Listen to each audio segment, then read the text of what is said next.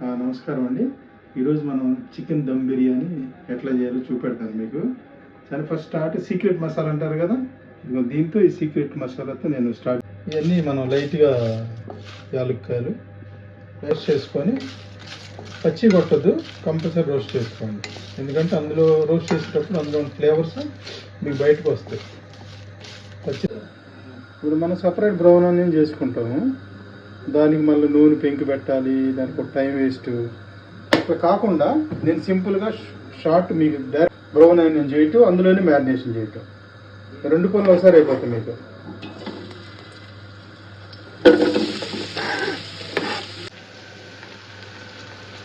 ఇప్పుడు మనం brown onion ఉన్నాం కదండి, నేను మూత ఎందుకు పెట్టానంటే కొంచెం ఈ స్టీమ్ తొందర ఉడికినప్పుడు మళ్ళీ మూత ఓపెన్ చేసుకుంటే తొందర బ్రౌన్ అవుతుంది అనమాట. ఇదిగో చూడండి, మనం అనుకున్న బ్రౌన్ ఆనియన్ వచ్చేసింది. ఇదిగో చూడండి, ఇప్పుడు ఇది నేను అల్లం వెల్లుల్లి పేస్ట్ వేస్తున్నాను. ఎందుకంటే మామూలుగా చాలామంది చూస్తున్నాను వాళ్ళు పచ్చిది కలిపేస్తారు మ్యారినేషన్లో. ఇట్లా చూడండి, వేపుతుంది. ఇది వేపినప్పుడు ఏమైందంటే పచ్చి వాసన అంతా పోయిద్ది. చూడండి, అట్లా స్టీమ్ వస్తుంది కదా, అది వచ్చేటప్పుడు మొత్తం పచ్చి వాసన పోయిద్ది. ఇట్లా చేసుకొని బాగుంటుంది, వేగిద్ది అన్నమాట. మసాలా కొంచెం వేగినప్పుడు బాగుంటుంది.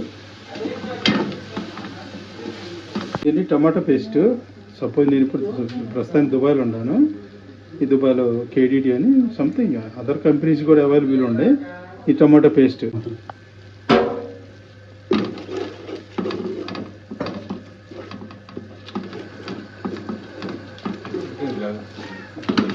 మనం అల్లం వెల్లుల్లి paste plus tomato paste, brown onion మొత్తం మనం ఫ్రైలాగా చేసుకున్నాము. అది వాటర్ అంతా పోయి ఆయిల్ పైపు వస్తుంది కదా, అనిపిస్తుంది మీకు ఆయిల్ అట్లా రావాలి. అట్లా వస్తే ఏమిటంటే బాగా ఏగినట్టు అనమాట. ఇది చికెన్ అండి, 2 కిలోల చికెన్, స్కిన్లెస్. బిర్యానీ స్కిన్లెస్ వాడుకోండి, స్కిన్ వాడొద్దా. జస్ట్ చెప్పినట్టు వెనిగర్, సాల్ట్, నిమ్మకాయ వేసి చక్కగా కడిగేసి స్ట్రైనర్లు వేసుకున్నాం నీరు పోయేదాకా. సరే, ఇప్పుడు ఇందులో మనం మసాలాలు వేద్దాం. మ్యారినేషన్ ఇది స్పూను,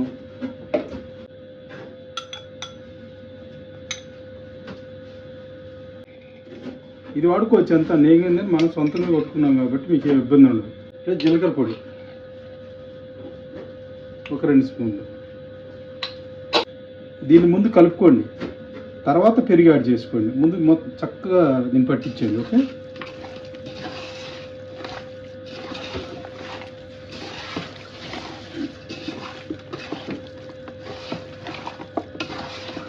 చూడండి. ఇప్పుడు మ్యారినేషన్ చక్కగా ఎంత కలర్ ఉందో చక్క ఇట్లా రావాలి. ముక్కకి చక్క మసాలా ఇట్లా పట్టాలి. ఎందుకు వచ్చిందో తెలుసండి, ఇది మనం టమాటో పేస్ట్ యాడ్ చేసిన చూడండి, అందుకని ఇందుకు చక్క. ఇంకా మనం పెరుగు ఉంది, ఇంకా అప్పుడు ముక్క అసలు కనపడదు మీకు, గ్రేవీతోనే నిండిపోయింది. ప్లస్ ఏంటంటే మనం ఏదైనా బిర్యానీ చేసుకుంటే కనీసం సపోజ్ మీరు లంచ్ చేసుకోవాలనుకోండి, మన దగ్గర ఎర్లీ లంచ్ అయింది కదండి, 12 గంటలకు అయింది. అలాంటప్పుడు చక్కగా నైట్ కలిపేసుకొని ఈ మ్యారినేషన్ని ఫ్రిడ్జ్లో పెట్టుకొని పొద్దున్నే కనుక వేసుకున్నారు అనుకోండి, దమ్ము చాలా సూపరు హల్వాలాగా ఉంటుంది. చికెన్ మాత్రం ఉప్పు వేసుకోండి, మీ ఇష్టం, అది మీ టేస్ట్కి సరిపోయినంత ఉప్పు వేసుకోండి. కొంచెం పెరుగు వేసుకున్నాను ఇందులో. పెరుగంటే ఒక దీనికి వచ్చేసి ఒక 200 గ్రామ్స్ వేసుకోవచ్చు. దీన్ని కూడా చక్కగా కలుపుకోండి.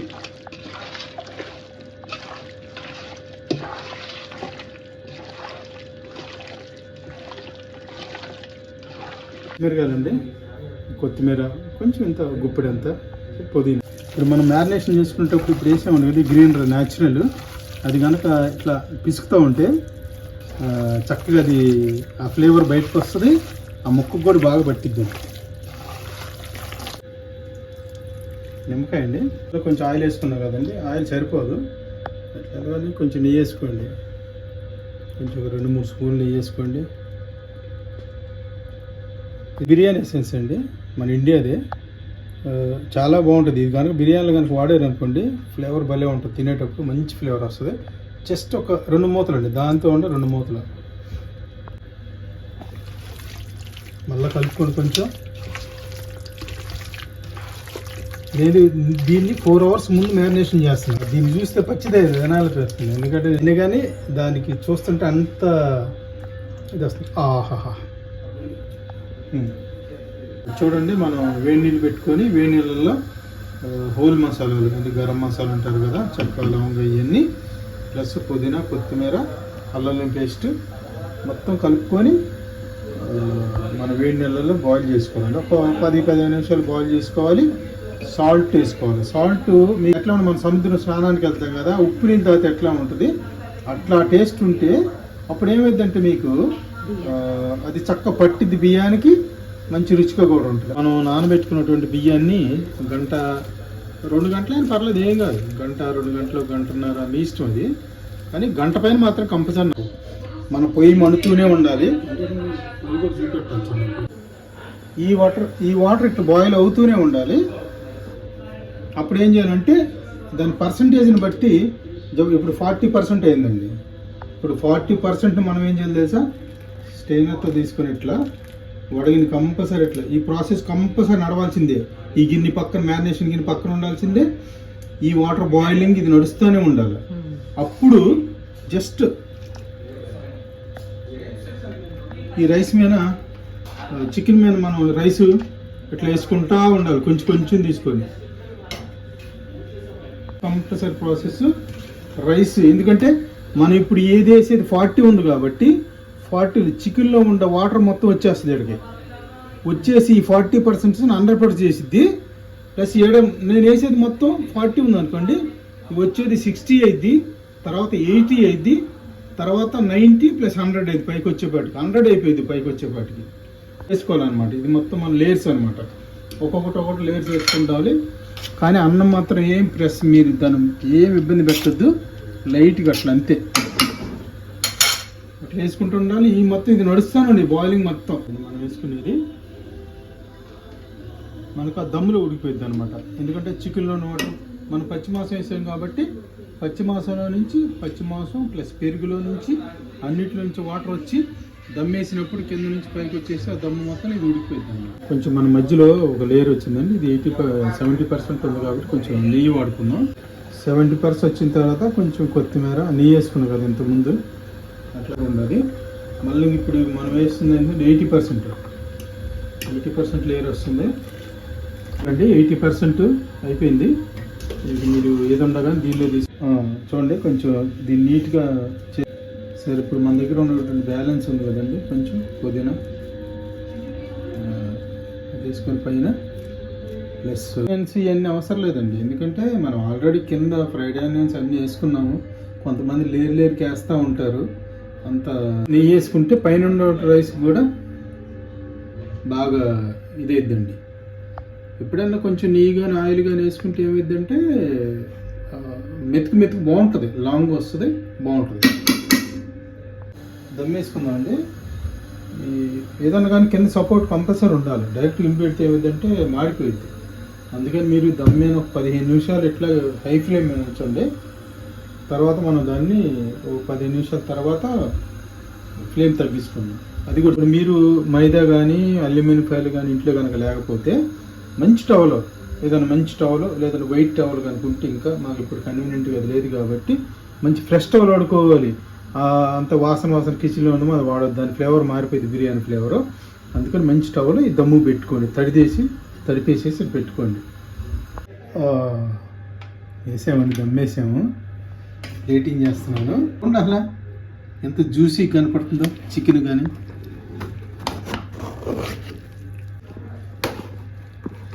చూడండి అసలు ఎట్లా ఉంది. ఇదిగో చూడండి అలా ముక్క కనపడలేదు. మన గ్రేవీ అంటే మనం ఇందులో కూర లేకపోయినా కానీ ఆ గ్రేవీతో ఆ ముక్కతో తినొచ్చండి ఈ రైస్. అది డ్రైట్ అయి ఉండకూడదు. సూపర్ చాలా బాగా వచ్చింది. నేను అనుకున్న దానికంటే చాలా బాగా వచ్చింది. చూడండి అసలు ఇదిగో ఈ జ్యూసీ అస్సలు వావ్, సూపర్.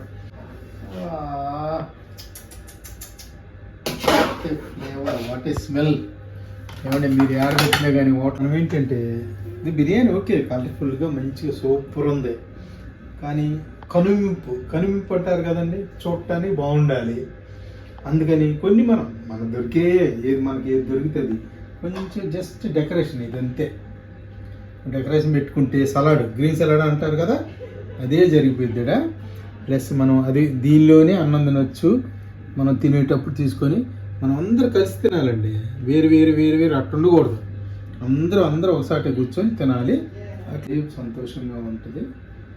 రేటింగ్ చేశాను చూడండి, బిర్యానీ అట్లా కలర్ఫుల్గా. ఇప్పుడు తిందాం. అందరూ వెయిటింగ్లో ఉండరు.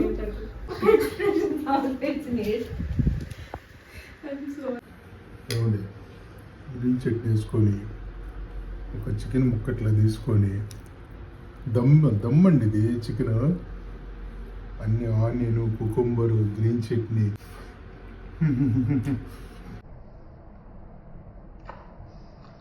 What a taste.